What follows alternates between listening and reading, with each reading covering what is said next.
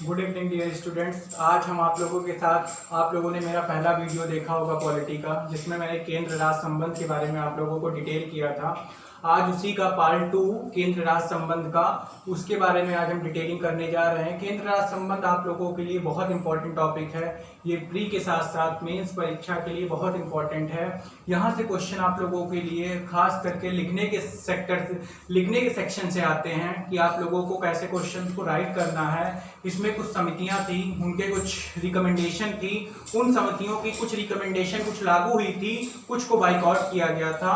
वो सारे क्वेश्चंस आपसे पूछे जाते हैं। लेकिन पहले हम उन समितियों पे आने से पहले आपके केंद्र राज्य संबंध के टॉपिक को आगे हम बढ़ाते हैं और उसको समाप्ति की ओर ले जाते हैं।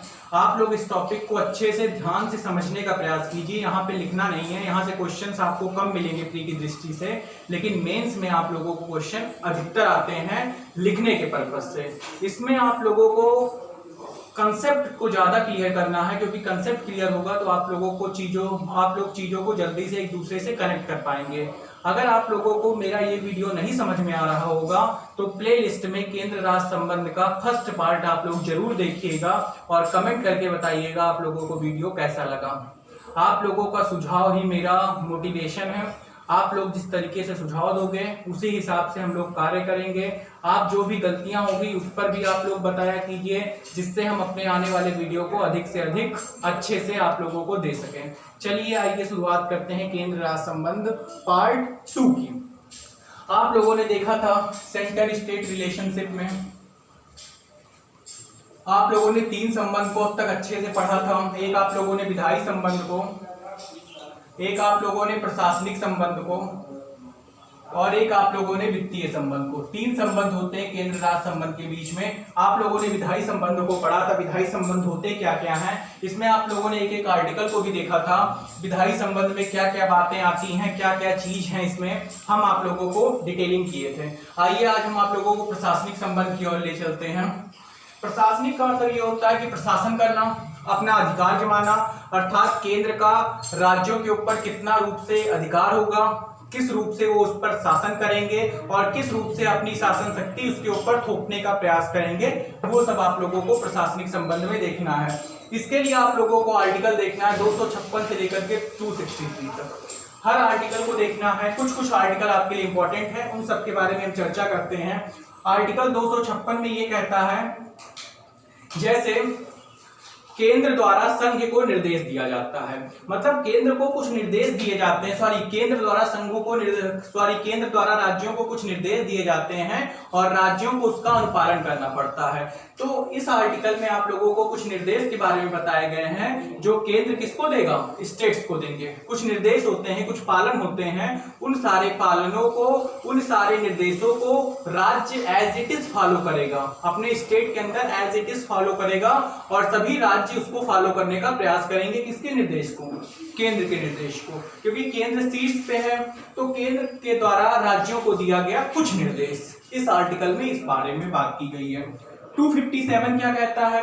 257 आप लोगों के लिए बहुत इंपॉर्टेंट आर्टिकल है। 257, 355 और 356 ये 3 आर्टिकल हम आप लोगों को एक साथ बताने जा रहे हैं। 257 में ये है, केंद्र द्वारा, मतलब यहाँ पे अब तक केंद्र द्वारा कुछ नियमों को, केंद्र द्वारा दिए गए कुछ नियमों को, कुछ उपनियमों को, कुछ आदेशों को राज्यों को अपने यहाँ पे पालन कराना है। संघ द्वारा दिए गए अनुपालनों को राज्य अपने यहाँ अनुपालन कराने की शक्ति देता है 257। अगर वो लोग ऐसा नहीं करते हैं तो आधार बन जाता है 356 का। 356 मतलब राष्ट्रपति शासन।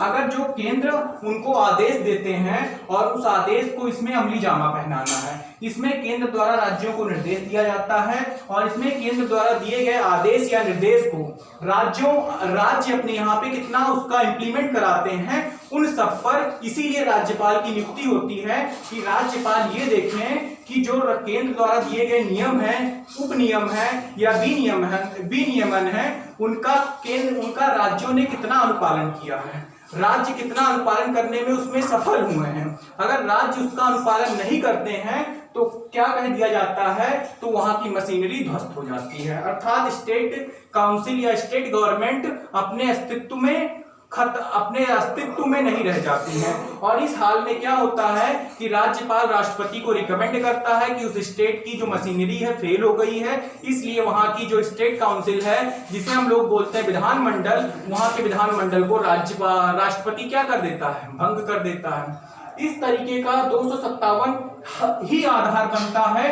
356 लगने का। 355 की बात आती है, इसमें कुछ यही बात होती है। 257 और 355 में यही बात कही गई है कि जैसे 356 लगता है तो इन्हीं दोनों आर्टिकल का अगर उल्लंघन करती है स्टेट गवर्नमेंट तभी 356 लगता है। 355 में भी राज्यों को वही निर्देश, वही बात कही गई है। जैसे कुछ बातें ऐसी होती हैं, अपने राज्य की अखंडता, एकता, इन सबको बनाए रखने का, इन सबको अछूते बनाए रखने का, इसमें किसी प्रकार का कोई संकट ना आने पाए, इन सारी बातों का, जैसे मान लेते हैं स्टेट गवर्नमेंट की, कोई स्टेट गवर्नमेंट जैसे रेल है, रेल आप लोगों को पता है एक स्टेट से दूसरे स्टेट में प्रवेश करती है, तो एक स्टेट से दूसरे स्टेट में प्रवेश करती है तो बीच बीच में उनको प्लेटफॉर्म मिलते हैं। कुछ जहां पे प्लेटफॉर्म नहीं मिलते हैं वहां स्टेट गवर्नमेंट की ये शक्ति रहती है, स्टेट गवर्नमेंट के पास ये अधिकार रहता है कि उनके जो रेलवे हैं उनके कर्मचारियों की या उनमें रहने वाले सारे यात्रियों की उन लोग क्या दें, उन लोगों की देखभाल करें या उन लोगों की देख रेख करें कि उनके ऊपर किसी भी प्रकार का कोई संकट या परेशानी ना आने पाए। ये सारे काम, ये इन सारे निर्देशों को राज्यों को पालन करना पड़ता है जो संघ उनको दिया करते हैं। तो ये सब बताया गया है इन सारे आर्टिकल्स में। आप लोग ध्यान दिए रहना, इन सारे आर्टिकल में यही सारी बातें आप लोगों को देखने को मिलती हैं। अगली बात आती है 257 को आप लोगों ने देखा, 256 को आप लोगों ने देखा। इसी तरीके से आप लोगों का कुछ आर्टिकल हम और आगे चर्चा करने जा रहे हैं। सब आर्टिकल आप लोगों के लिए इंपॉर्टेंट नहीं है, कुछ आर्टिकल के ऊपर हम और आगे बात करने जा रहे हैं। जैसे आप लोगों के लिए इंपॉर्टेंट है 262 और 263। 262 में क्या है, अंतरराष्ट्रीय, मतलब जो ये नदी से संबंधित कोई विवाद है, जैसे कई सारी नदियों के बीच में जो विवाद होता है, जैसे महानदी को लेकर के जो विवाद होता है, खास करके छत्तीसगढ़ और उड़ीसा में, इन सारी नदियों के बीच में जो आपस में विवाद होता है, जैसे कावेरी नदी का कर्नाटक तमिलनाडु के बीच में जो अभी विवाद चल रहा था, तो उस पर सुप्रीम कोर्ट ने कहा था कर्नाटक गवर्नमेंट को अधिक पानी देने के लिए। इन सारी चीजों पर जो अंतरराष्ट्रीय नदी से संबंधित जो आपसी विवाद होते हैं, इनको निपटारे करने के लिए, इनको निपटारा करने के लिए अंतरराष्ट्रीय नदी या समझौते से जो संबंधित जो भी विवाद होती है उसका जो निपटारा होता है वो इस आर्टिकल के थ्रू किया जाता है। 262 अंतरराष्ट्रीय नदी से संबंधित कोई भी विवाद होता है, किसी भी दो राज्यों के बीच में नदी को लेकर के जो विवाद होता है, या वहां पे डैम को लेकर के जो विवाद होता है, वहां पे पानी के यूज को लेकर जो विवाद होता है, वहां पे सिंचाई के लेकर के कि वो कितना भाग यूज करेंगे, हम कितना भाग यूज करेंगे, इन सभी विवादों को इस आर्टिकल में बेहतरीन ढंग से चर्चा किया गया है 262 में। 263 आप लोगों को क्या कहता है, ये बहुत इंपॉर्टेंट है, इस पे कई सारी समितियां रिकमेंडेशन दी थी। 263 में क्या कहते हैं, अंतरराज्यीय परिषद का गठन, इंटर स्टेट काउंसिल का गठन। इंटर स्टेट काउंसिल का गठन क्यों करने की बात की गई थी, ये अनेक समितियों की रिकमेंडेशन थी, अभी हम इस पे आगे विस्तार से चर्चा करेंगे। इंटर स्टेट काउंसिल होता क्या है, तो इंटर स्टेट काउंसिल ये होता है जो केंद्र और राज्यों के बीच में आपसी विवाद होते हैं, उन सारे विवादों को निपटारा करने के लिए एक ऐसे परिषद के गठन की बात की गई जहां पे सब लोग एकत्रित हों। इसमें सारे स्टेट के जो सीएम होते हैं इसमें सदस्य के रूप में इसमें भाग लेते हैं सारे स्टेट के सीएम। इसमें प्रेसिडेंट एक इसका चीफ होता है, इसमें आपका जो प्राइम मिनिस्टर होता है, जिसे हम लोग प्राइम मिनिस्टर प्रधानमंत्री होते हैं, वो इस समिति का चीफ होता है। और इसके बारे में इसमें 6 सदस्य जो कैबिनेट स्तर के मंत्री होते हैं वो इसके सदस्य होते हैं, इसमें शामिल होते हैं। और इनमें अगर मान लीजिए किसी भी समिति को, इसमें समिति का जो अध्यक्ष होता है आप लोगों को पता है कौन होता है, प्रधानमंत्री होता है। मान लीजिए किसी भी समिति की अध्यक्षता करने के लिए अगर प्रधानमंत्री नहीं होता है तो प्रधानमंत्री के द्वारा जो एक कैबिनेट मंत्रियों में 6 में से जो एक वो अपॉइंट कर देता है वही उस समिति की अध्यक्षता करता है। ये इसका मुख्य कार्य क्या होता है कि सभी जो आपस में दोनों के बीच में जो आपसी विवाद है, उन आपसी विवादों की मध्यस्थता को सुनिश्चित करने के लिए ऐसे इंटर स्टेट काउंसिल का गठन किया जाता है कि उनके बीच में जो आपसी विवाद हैं, जो आपसी ये चीज है, इन सभी चीजों को निपटारा करने के लिए ऐसे इंटर स्टेट काउंसिल का गठन किया जाता है। वो किस आर्टिकल में आपको मिलेंगे? तो आर्टिकल आप लोगों को 263। क्या मैंने बताया? 1 और 6 कैबिनेट स्तर के मंत्री होते हैं। इसमें आप लोगों ने देखा, इसमें सभी सीएम जो होते हैं इसके सदस्य होते हैं। सारे सीएम इसमें उपस्थित होते हैं। जहां पे सीएम नहीं होते हैं वहां पे एलजी इसके मेंबर होते हैं, जिसे हम लेफ्टिनेंट गवर्नर होते हैं। तो ये सारी चीज इसमें सदस्य होते हैं। ये केंद्र और राज्यों के बीच में आपसी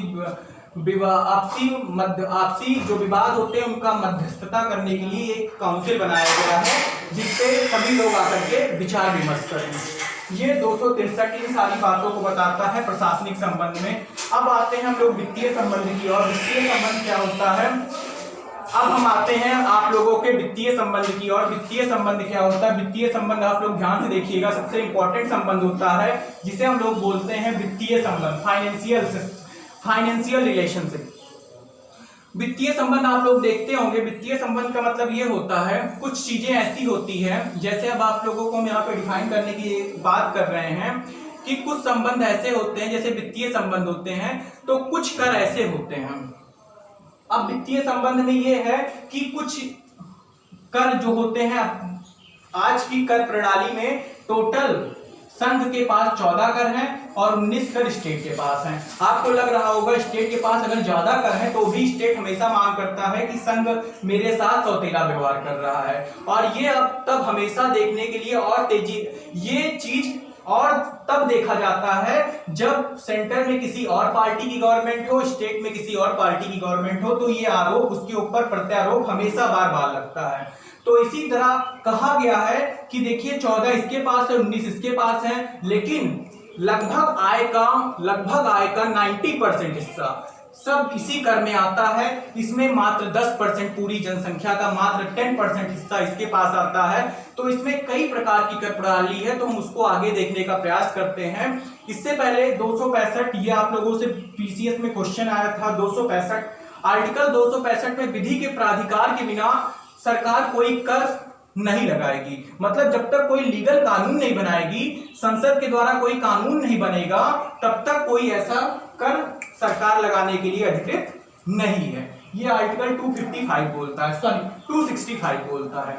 इसी तरीके से 265, अब इसी तरीके से हम आर्टिकल आगे चर्चा करते हैं। कुछ कर 268 के बारे में आते हैं। कुछ कर ऐसे होते हैं, ध्यान से देखिएगा, कुछ कर ऐसे होते हैं जो लगाता कौन है? जो लगाता आप लोगों को पता होगा, जो लगाता संघ है। इसमें अब 3 बातें आती, तीनों बातों को समझिएगा। एक आपका, अब 3 टर्म हम आप लोगों को बताने जा रहे हैं। एक उद्गृहित, एक आपका संग्रहित और एक आपका विनियोजित।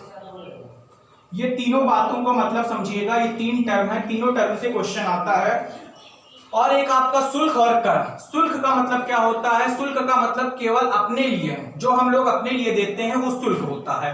कर हम अपने लिए नहीं देते हैं, बल्कि जो हम लोग कर देते हैं वो देश हित के लिए देते हैं, राष्ट्र हित के लिए देते हैं, और राष्ट्र हित में सबकी भलाई निहित होती है। लेकिन जो शुल्क दिया जाता है वो अपने व्यक्तिगत हित के लिए दिया जाता है। लेकिन जो कर होता है उसमें हम लोग देते तो हैं अपने, देते तो हैं तो अपना मानकर, लेकिन वो ये नहीं पता होता है क्योंकि उस पूरे समाज की इकाई में हम भी एक पार्ट होते हैं, एक अंग होते हैं, इसलिए वो हम लोगों के ही कल्याण में रहता है, इसलिए वो कर बोलते हैं।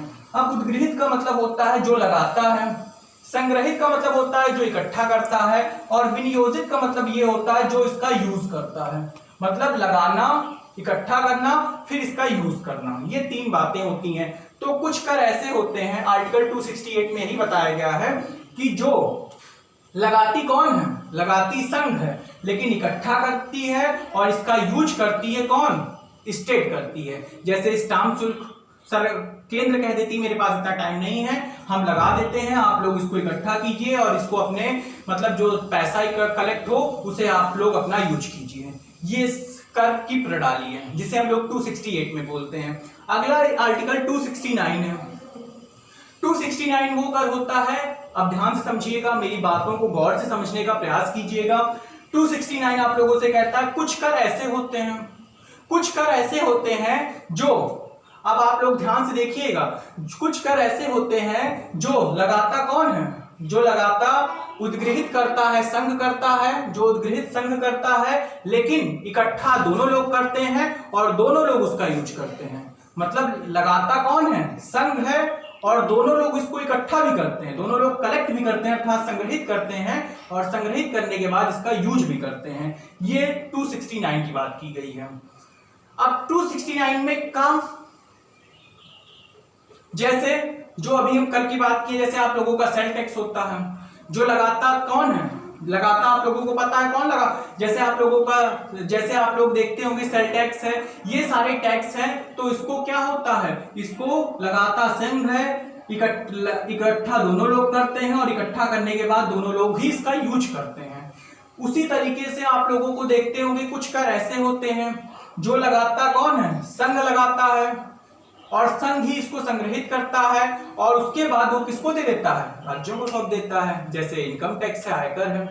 ये सारे कर ऐसे होते हैं जो लगाता कौन है, जो लगाता आप लोगों को कौन है, ये उद्ग्रहित, संग्रहित और उद्ग्रहित का मतलब आप लोग समझ रहे हो, लगाता संघ है, इकट्ठा भी संघ करता है, और पर्याप्त हिस्सा जो उससे कलेक्शन होता है उसे राज्यों को सौंप देता है, आयकर। इसी तरीके से 270 में बात की गई है, जैसे उत्पाद शुल्क, कस्टम ड्यूटी होता है। कुछ शुल्क ऐसे होते हैं, अब तो जीएसटी आ गया, फिलहाल हम आप लोगों को जीएसटी के बारे में बताएंगे जब इकोनॉमिक्स की क्लास देंगे। कुछ कर ऐसे होते हैं जो लगाता कौन है, जो लगाता आपका केंद्र है, जो लगाता आपका केंद्र है, और इकट्ठा कौन है, जो लगाता केंद्र है, इकट्ठा भी केंद्र करता है, और पर्याप्त राजस्व को, जो दोनों से कलेक्शन होता है, उसे केंद्र और राज्यों के बीच में बराबर बराबर रूप से बांट दिया जाता है। वो कर, वो भी आपको 270 में मिलेंगे। तो ये कर की प्रणाली होती है। वैसे कर प्रायः दो प्रकार के होते हैं, एक तो डायरेक्ट टैक्स होता है, एक इनडायरेक्ट टैक्स होता है। डायरेक्ट टैक्स वो होता है जिसके ऊपर लगाया जाता है वही इसका वहन भी करता है, लेकिन इनडायरेक्ट टैक्स वो होते हैं जिसके ऊपर लगाया जाता है वो अपना टैक्स किसी अन्य व्यक्ति के ऊपर आरोपित कर देते हैं, उसे अप्रत्यक्ष कर कहते हैं। जैसे आयकर, आयकर हम लोग खुद भरते हैं, आयकर हो गया। जैसे कुछ कर होते हैं जो हम लोग खुद भरते हैं, जो हम लोग खुद भरते हैं जिसके ऊपर लगाया जाता है वही इसका आरोपण करता है। जैसे अप्रत्यक्ष कर, बिक्री कर हो गया।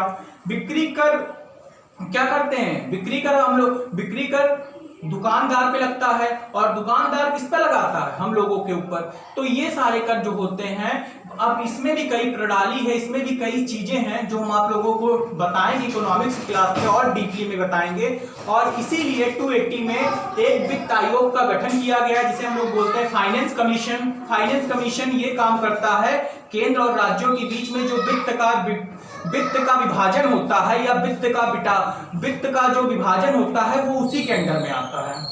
अब वित्त आयोग की बात आई है तो वित्त आयोग में एक अध्यक्ष होता है, 4 अन्य मेंबर होते हैं। तो वित्त आयोग का काम यही होता है केंद्र और राज्यों के बीच में पर्याप्त राशि को बांटना, और ये भी रिकमेंडेशन देना केंद्र को, या अपनी रिकमेंडेशन किसको देना, अपनी रिकमेंडेशन राष्ट्रपति को देता है, और राष्ट्रपति को ये भी बताता है कि कब राज्यों का हिस्सा बढ़ा देना चाहिए, कब राज्यों का हिस्सा बढ़ाने की बात करेगा तो कब राज्यों का हिस्सा बताता है, राज्यों के हिस्से को बढ़ाने की बात भी करता है। उसके बाद राष्ट्रपति को अपनी रिपोर्ट सौंपता है, राष्ट्रपति इसे सदन में प्रस्तुत करवाते हैं। इस तरह वित्त आयोग एक फंक्शन की तरह कार्य करता है। वित्त आयोग के बारे में हम डिटेल करेंगे, लेकिन यहाँ वित्त आयोग के बारे में इतना जानिए, केंद्र और राज्यों के बीच में वित्त का बंटवारा करना ही वित्त आयोग का कार्य होता है, जिसका उल्लेख आर्टिकल 280 में आता है। इसमें एक अध्यक्ष होते हैं, 4 अन्य मेंबर होते हैं।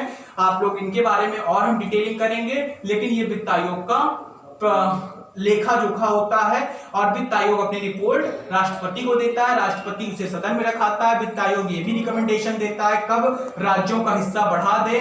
जैसे अभी 14वां वित्त आयोग था, वाई रेड्डी, इन्होंने क्या कहा था कि 32% से बढ़ा करके केंद्र राज्यों का हिस्सा कितना कर देना चाहिए, 42%। इस तरीके की ये अपनी स्वीकृति देते हैं। अभी वर्तमान में 15वां वित्त आयोग चल रहा है जिसके अध्यक्ष एनके सिंह हैं। ये आप लोग ध्यान में रखे रहिएगा। ये वित्त आयोग के बारे में इतनी बातें मैंने आप लोगों को बताई। वित्त आयोग के बारे में और डिटेलिंग करेंगे। तो ये फाइनेंशियल सिस्टम है। फाइनेंशियल सिस्टम में आप लोग देखते हैं कि किस तरीके से इन लोग काम करते हैं। इसमें 14, इसमें 19 है, लेकिन हमेशा मांग होती है कि मुझे कम अनुदान देते हैं। तो इस तरीके से जो भी अनुदान की मांगे होती है, अब 265 आप लोग देखते होंगे, 66 में आप लोगों की संचित निधि है, 67 में आकस्मिकता निधि है। आप लोग 66 तो जानते होंगे पूरी तरीके से, तो इससे बाहर है। 66 के बारे में हम अलग से उल्लेख करेंगे। 66 में संचित निधि है, जितने भारत के जितने पदाधिकारी होते हैं उनके वेतन और भत्ते उसी पर भारित होते हैं।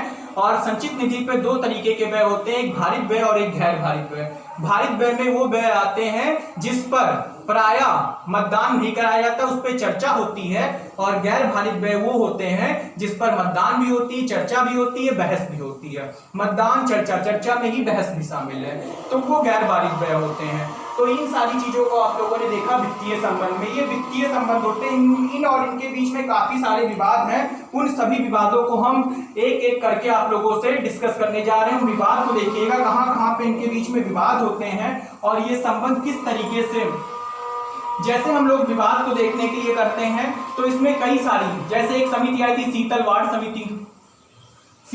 समिति। उसके बाद एक नेक्स्ट समिति आई थी आप लोग राजमन्नार आयोग। हम लोग एक एक आयोग के बारे में एक एक कर, ये शीतल वार्ड समिति भी यही कही थी कि राज्यों को अधिक अधिकार दिए जाएं, राज्यों को एक सशक्त बनाया जाए, राज्यों को, मतलब ये पूरी तरीके से राज्यों के ही ऊपर की बात की गई थी। अब राजमन्नार आयोग की कुछ आप लोग समितियों को सुनिएगा, बहुत इंपॉर्टेंट आयोग है, बहुत ही इंपॉर्टेंट आयोग है। इसकी समितियों को आप लोग जरूर, इसकी रिकमेंडेशन आप लोग जरूर सुनिएगा। ये रिकमेंडेशन 1969 में दिया था। इसमें इन्होंने ये कहा था, राजमन्नार आयोग ने, इसकी कई सारी संस्तुतियां थी। इसने पहली बात तो ये कही थी कि राज्यों को एक सशक्त होना चाहिए, राज्यों को एक सशक्त आधार प्राप्त होना चाहिए, राज्यों का अधिक शक्तिशाली होना चाहिए। इसने ये भी बात कहा था कि जो अवशिष्ट सूची होती है, जैसे संघ सूची, राज्य सूची, समवर्ती सूची, 3 लिस्ट होती हैं, तो इसने ये कहा था अवशिष्ट सूची पर कानून बनाने का, अवशिष्ट सूची पर कानून बनाने का अधिकार या तो राज्य को दे दिया जाए या उसको समाप्त कर दिया जाए, क्योंकि ये जो है संघीय व्यवस्था का उल्लंघन करते हैं। अगर अवशिष्ट सूची पर कानून बनाने की शक्ति राज्यों को मिल जाए तो ये कहीं ना कहीं संघीय व्यवस्था के ढांचे को एक प्रकार से मजबूत बनाते हैं। इसने ये तर्क दिया था। अगली बात इसने कही थी, जो अखिल भारतीय सेवाएं होती हैं उनको समाप्त कर देना चाहिए। जैसे आईएएस किसके अधिकारी होते हैं? भारत सरकार के। वो लिखा रहता है भारत सरकार, लेकिन काम कहाँ करते हैं? स्टेट गवर्नमेंट के। स्टेट गवर्नमेंट में रहते हैं स्टेट गवर्नमेंट, और काम किसके लिए करते हैं? भारत सरकार के लिए। वो भारत सरकार के पदाधिकारी रहते हैं। तो इस तरीके की जो केंद्र और राज्य के बीच में जो आपसी मध्यस्थता होनी चाहिए, उसके बीच में ये एक ऐसे समझिए, इसके बीच में एक प्रकार से ये समझ लीजिए एक ऐसे बंटवारे में एक मध्यस्थ का काम कर रहा है, और ये बर्दाश्त नहीं होता है, संघीय व्यवस्था के उल्लंघन करता है। इसलिए अखिल भारतीय सेवाओं को समाप्त कर देना चाहिए। इसने ये भी कहा था कि राज्यपाल का पद भी खत्म कर देना चाहिए, क्योंकि राज्यपाल का पद पूरी तरीके से संघीय व्यवस्था के अनुकूल में नहीं बल्कि प्रतिकूल में काम करता है। क्योंकि राज्यपाल जो होता है, राज्यपाल प्रायः राष्ट्रपति का एजेंट माना जाता है, और राष्ट्रपति प्रायः प्रधानमंत्री का एजेंट माना जाता है। तो तीनों एक दूसरे के पूरक होते हैं। इसलिए पूरी तरीके से जो वहां पे प्रधानमंत्री कहता है वो राष्ट्रपति करता है, और राष्ट्रपति जो कहता है राज्यपाल करता है। तो मुख्यमंत्री इससे विमुख हो जाता है। इस तरीके की उसने बात कही थी। उसकी कुछ स्थितियां थी। उसने ये कहा था ये आपकी जो संघीय व्यवस्था का वो खंडन करती है। इस आधार पर राज्यपाल के पद को भी खत्म करना चाहिए। इसने और बात कही थी inter state commission, inter state council का गठन, जो आज भी है। सबसे इंपॉर्टेंट बात इसने यही कही थी कि इंटर स्टेट काउंसिल का गठन होना चाहिए, उसको मजबूत होना चाहिए। लेकिन इंटर स्टेट काउंसिल का गठन 1990 के बाद हुआ, 1990 के बाद में हुआ बीपी सिंह द्वारा, उससे पहले ये नहीं था। तो ये सारी समितियों ने अपनी स्तुतियां दी थी। देखिए अब इसमें अमली जामा कब पहनाया गया, 69 से 90, इतने दिन बाद। उसके बाद एक समिति और आई थी जो सबसे इंपॉर्टेंट है, 1983 में सरकारिया कमीशन, बहुत इंपॉर्टेंट है। ये केंद्र और राज्यों के बीच की ही बात करती है। 1983 में आई थी सरकारिया आयोग, राजेंद्र सिंह सरकारिया। इसने क्या कहा था? इसकी भी कुछ समितियां थी, लेकिन इसकी इसकी सिफारिशों को अधिक से अधिक अमली जामा पहनाया गया। इसने बहुत सारी सिफारिश की थी। पहली सिफारिश इसने की थी, इसने ये कहा था कि एक संघीय व्यवस्था में संघ का अधिक सशक्त होना बहुत जरूरी है। ये देश की एकता एवं अखंडता के लिए काफी ज्यादा अच्छा माना जाता है कि एक मजबूत संघ होना चाहिए, मजबूत संघ होना चाहिए। उसने इस व्यवस्था को कहा कि एक मजबूत संघ होना चाहिए। और इसने इस बात को भी कहा था, इसकी भी कई सारी, इसने ये कहा था कि इसने भी इस राजमन्नार आयोग की ही तर्ज पर इसने कहा था कि एक अंतरराज्यीय परिषद का गठन हो। अंतरराज्यीय परिषद का गठन का काम क्या होता है, मैंने बताया केंद्र और राज्यों के बीच में जो केंद्र और राज्यों के बीच में जो विवाद होते हैं उनका निपटारा करने के लिए। उसके बाद इसने ये भी कहा था कि एक योजना आयोग का गठन होना चाहिए, योजना आयोग बननी चाहिए। योजना आयोग का काम आप लोगों को पता है, प्लानिंग को बनाना। योजना आयोग पूरी तरीके से केंद्रीकृत होती है, सेंट्रलाइज्ड होती है। इसने कहा था योजना आयोग को, एक योजना आयोग का गठन किया जाए। इसने अगली बात क्या कही थी, योजना आयोग का काम मैं आपको आगे बताऊंगा। इसका भी अध्यक्ष पीएम होता है। इसमें भी सारे स्टेट के सीएम भाग लेते हैं और जहां जहां एलजी होते हैं वो भी इसके मेंबर होते हैं। अब तो नीति आयोग आ गया फिलहाल, योजना आयोग को खत्म करके 2015 में, 1 जनवरी 2015 में। योजना आयोग का काम क्या होता है, प्लानिंग को पूरी 5 साल में जो पूरी सरकार की जो पूरी योजनाएं होती हैं उनका पूरा लेखा जोखा, सरकार ने कितना वर्क किया और कितना इंप्रूवमेंट किया अपनी योजनाओं में, अपनी नीतियों में, उन पूरी तरीके से एक समझ लीजिए रिपोर्ट कार्ड होता है योजना आयोग। ठीक है, योजना आयोग एक प्रकार की आप लोग देखते होंगे। उसके बाद इसने ये भी कहा था कि एक राष्ट्रीय विकास परिषद का गठन हो। राष्ट्रीय विकास परिषद का काम क्या होता है, जो योजना आयोग या नीति आयोग जो योजना बनाती हैं उसको अंतिम रूप से अनुमोदन देता है कि जो योजना बनाई है उसके बाद वो जाएगा राष्ट्रीय विकास परिषद के पास, एनडीसी, नेशनल डेवलपमेंट काउंसिल। इसने ये कहा था राष्ट्रीय विकास परिषद का नाम राष्ट्रीय आर्थिक विकास परिषद होना चाहिए, राष्ट्रीय आर्थिक विकास परिषद, ये भी इसने रिकमेंडेशन दी थी।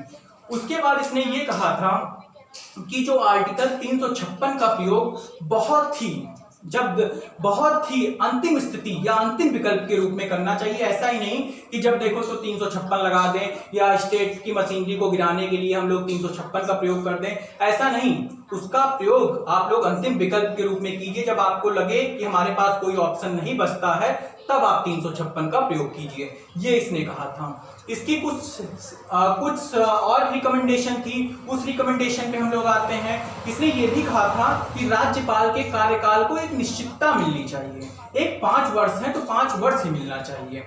अगर राज्यपाल अपना कार्यकाल पूरा होने से पहले अपना त्यागपत्र देता है तो इसकी चर्चा लोकसभा में होनी चाहिए। इसने ये यहां तक कहा था कि अगर वो अपना त्यागपत्र देता है तो उसकी चर्चा बाकायदे होनी चाहिए।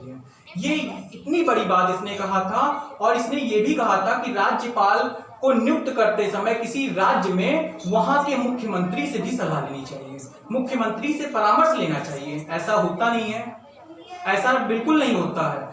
दूसरी बात इसने ये भी कही थी कि उच्च न्यायालय के न्यायाधीशों का हस्तांतरण करते समय वहां के मुख्यमंत्री से भी पूछना चाहिए।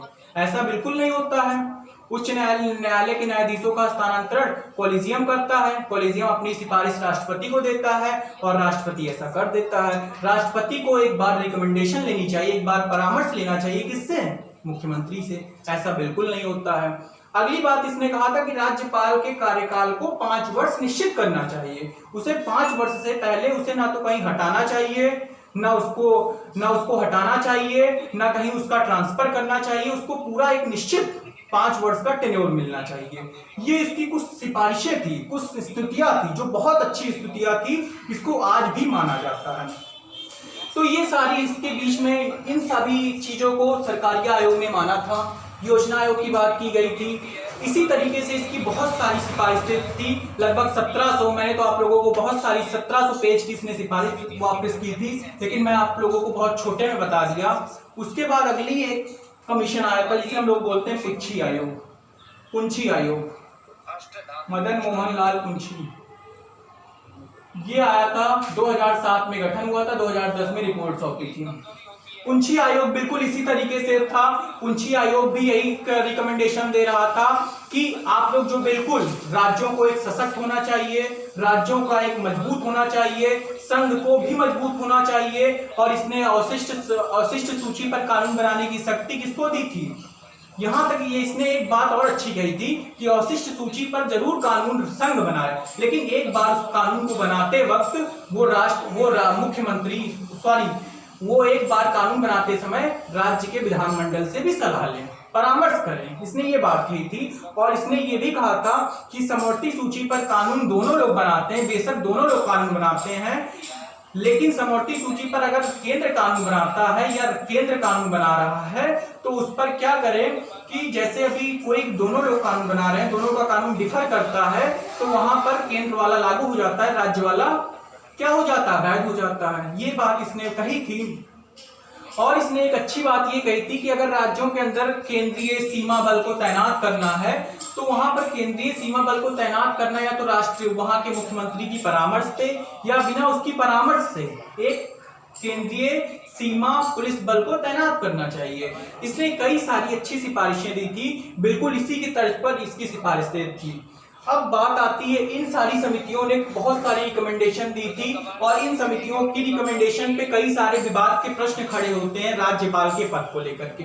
अब राज्यपाल के पद को लेकर के विवाद का कारण क्या है? राज्यपाल का पद, क्योंकि राज्यपाल जानते हैं राष्ट्रपति का एजेंट होता है, वो अपनी सारी राज्य की गतिविधियों को राष्ट्रपति के पास पहुंचाता है और राष्ट्रपति जब उसे रिकमेंडेशन करता है तो वहां पे 356 लग जाता है। तो ऐसी स्थिति में, और ये सभी कारण हैं, समवर्ती सूची को लेकर के कई कारण होते हैं कि कानून दोनों बनाते हैं तो काहे केंद्र वाला जब संघीय व्यवस्था में सब कुछ एक दूसरे से पृथक होना चाहिए तो संघ का राज्य पर क्यों हस्तक्षेप करना, ये कहीं ना कहीं आपकी संघीय व्यवस्था को खंडन करता है। इसीलिए संघवाद के लक्षण में ये सब प्रलक्षित होते हैं या दिखाई पड़ते हैं। तो ये सारे कारण हैं, ये सारी इन लोगों की समितियां हैं। ये सारी समितियों का गठन इसीलिए किया गया था केंद्र और राज्यों के बीच में जो संबंध होते हैं उसको और मजबूत बनाने के लिए, और इनके बीच में जो आपसी खटास होती है, आपसी दूर दराज जैसी स्थिति होती है, उन सभी दूर दराज की स्थितियों को निपटारा करने के लिए ये ऐसे आयोग का या ऐसी समिति का गठन किया गया था। समितियों के पीछे भी बहुत सारे रीजन हैं। तो ये सब क्वेश्चन आपसे पेपर में बार बार देखने को मिलते हैं। ये मेरा आप लोगों के साथ ये वीडियो था। आप लोगों को कैसा लगा? आप लोगों को पसंद आया? आप लोग कमेंट बॉक्स पे जरूर लिख के मुझे बताएं। ये बहुत इंपॉर्टेंट वीडियो है। मैं नेक्स्ट वीडियो लेके आऊंगा, उसमें आप लोगों के साथ 5-6 आप लोगों के साथ जो यूपीएससी में प्री में केंद्र राज्य संबंध से जो भी क्वेश्चंस आए हैं उन सारे क्वेश्चंस को आपको कराने का प्रयास करूंगा। आप लोगों के जितने भी क्वेश्चंस होंगे, जितने भी डाउट्स होंगे, आप मुझसे केंद्र राज्य संबंध को लेकर के आप पूछ सकते हो, उसमें कोई दो राय नहीं है। ठीक है, बाकी की ये क्लास आप लोगों को कैसी लगी कमेंट बॉक्स में जरूर बताइएगा। मुझे आप लोगों का इंतजार रहेगा और मेरे पिछले वाले वीडियो केंद्र राज्य संबंध के पार्ट 1 को जरूर देखें और सेकंड वाले वीडियो को देखने से पहले पार्ट 1 वाले वीडियो को जरूर देखें और इसको समझने का ज्यादातर प्रयास करें, क्योंकि लिखने का प्रयास बिल्कुल ना करें। समझ लेंगे तो हमेशा आप लोगों को ध्यान में रहेगा, लिखेंगे तो हमेशा भूलता रहेगा। चाहे जितनी बार लिख लीजिए, चाहे जितना मैटर आप इकट्ठा कर लीजिए, लेकिन जब आप समझ लेंगे चीजों को, व्यवहारिक ज्ञान ले लेंगे, किसी चीज को आपको रिलेट करना सीख लेंगे, तो आप लोगों को कोई दिक्कत नहीं आएगी। बाकी की क्लास नेक्स्ट टर्न पे आप लोगों को अगली क्लास हम आप लोगों को आगे बताएंगे किस चीज की क्लास लेनी होगी। तब तक के लिए धन्यवाद।